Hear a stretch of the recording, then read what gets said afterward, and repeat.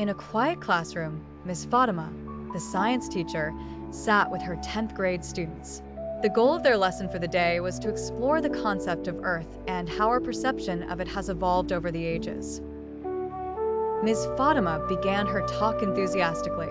Welcome, everyone. Today we will talk about how people have perceived Earth throughout history and how these perceptions have changed with modern scientific discoveries. Ms. Fatima then opened the projector to display a picture of an old map.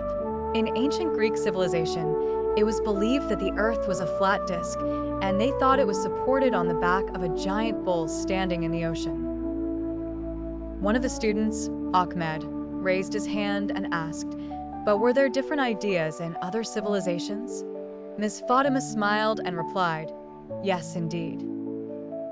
In ancient Indian civilization, it was believed that the Earth was flat and carried by 4 huge elephants, and these elephants stood on the back of a giant turtle, and the turtle in turn swam in the ocean.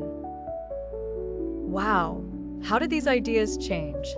Fatima wondered. Well, with the advancement of science, we discovered that the Earth is neither flat nor supported by giant creatures. In fact, the Earth is spherical, but it is not perfectly spherical. It is slightly flattened at the poles. Ms. Fatima explained while displaying a picture of the Earth from space. Another student, Salim, asked, "And what is the impact of these different shapes on the weather and climate?" Ms. Fatima answered, "The shape of the Earth significantly affects the climate. The higher we go above sea level, the lower the temperature. In the troposphere, which is the first layer of the atmosphere, the weather is very cold as we ascend. In the Earth's interior, the deeper we go, the higher the temperature." This information intrigued the students, and they asked many questions about how temperature affects life and Earth. Ms. Fatima ended the lesson with a smile. Remember, science is a continuous journey to discover more about our world.